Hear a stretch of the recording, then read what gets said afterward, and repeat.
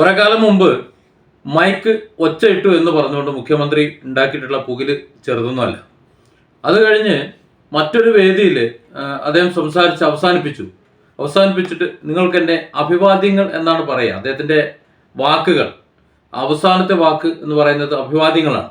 അപ്പോൾ നിങ്ങൾക്ക് എൻ്റെ അഭിവാദ്യങ്ങൾ, എൻ്റെ അഭിവാ കഴിഞ്ഞപ്പോൾ ഇദ്ദേഹത്തെ വളരെ പെട്ടെന്ന് തന്നെ പറഞ്ഞിച്ച് അടുത്ത അവാർഡ് കൊടുക്കാൻ വേണ്ടി അടുത്ത ആളെ അനൗൺസ് ചെയ്തു. ആ അനൗൺസർ, കാരണം അയാൾ ബേക്കിലാണല്ലോ ഇരിക്കുന്നത്, അവസാനിപ്പിക്കുന്നു. നിങ്ങൾക്ക് എൻ്റെ അത് പറയുന്നതോടുകൂടി കഴിഞ്ഞു എന്നാണ് അദ്ദേഹം കരുതിയത്. പക്ഷേ ഇയാൾ അവിടെ കിടന്ന് ബഹളം ഉണ്ടാക്കി അറിയാം, മുഖ്യമന്ത്രിയാണ് എന്ന് അറിയാതെ, അല്ലെങ്കിൽ സ്വന്തം നില മറന്നുകൊണ്ട് പിന്നെ അവിടെ കിടന്ന് അത് ചെവിട് കെട്ടൂടെ, അത് കെട്ടൂടെ, ഇത് കെട്ടൂടെ എന്ന് പറഞ്ഞിട്ട് ഇയാൾ അവിടെ കിടന്ന് സംസാരിക്കുന്നത് നമ്മൾ കേട്ടതാണ്. ഞാൻ ഇയാളെന്നുള്ള പ്രയോഗം വെച്ചത് അദ്ദേഹം എന്നാണ് ഞാൻ സാധാരണ പറയാറ്. പക്ഷേ ആ ഒരു നിലവാരം കാണിക്കണം. ആ നിലവാരം കാണിക്കുമ്പോഴാണ് നമുക്കും അങ്ങനെയുള്ളവരെ അങ്ങനെ അഭിസംബോധന ചെയ്യാൻ തോന്നുന്നത്. പക്ഷേ ഇയാൾ അങ്ങനെയല്ല ചെയ്തുകൊണ്ടിരിക്കുന്നത്. ഇപ്പോൾ അതിനുള്ള തെളിവാണ് ഇപ്പോൾ കഴിഞ്ഞ ദിവസം നടന്നത്.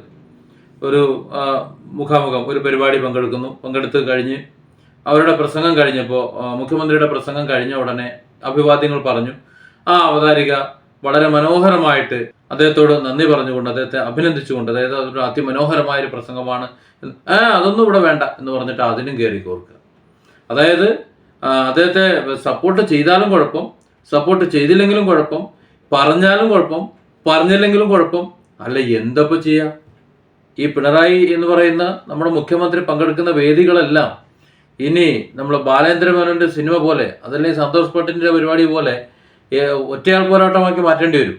അദ്ദേഹം തന്നെ ഡ്രൈവ് ചെയ്ത്, അദ്ദേഹം തന്നെ അവിടെ ഇറങ്ങി, അദ്ദേഹം തന്നെ സ്വാഗതം പറഞ്ഞ്, അദ്ദേഹം തന്നെ ഉദ്ഘാടനം നടത്തി, അദ്ദേഹം തന്നെ നന്ദിയും പറഞ്ഞ് അദ്ദേഹത്തിന്റെ വണ്ടി ഡ്രൈവ് ചെയ്ത് ഇറങ്ങിക്കൊണ്ടിരും. വേറെ ഒരു മനുഷ്യനായ ഏരിയയിൽ വരാൻ പാടില്ല. വേദിയിലും സദസ്സിൽ വന്നു കഴിഞ്ഞാൽ ഒരു അക്ഷരം മിണ്ടാൻ പാടില്ല. എന്തൊരു വിരോധാഭാസമാണെന്ന് ആലോചിക്കണേ.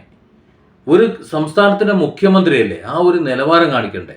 ഇന്നത്തെ കാലത്ത്, ഈ സോഷ്യൽ മീഡിയയുടെ കാലത്ത് ഇതൊക്കെ റെക്കോർഡ് ചെയ്യപ്പെടുമെന്നും നാളെ ഇതൊക്കെ തലയിൽ വന്ന് വീഴുമെന്നും നാണക്കേടാണെന്നും ആൾക്കാർ മുഴുവൻ ട്രോളി കൊല്ലുമെന്നും അറിയാത്ത ആളല്ലല്ലോ മുഖ്യമന്ത്രി.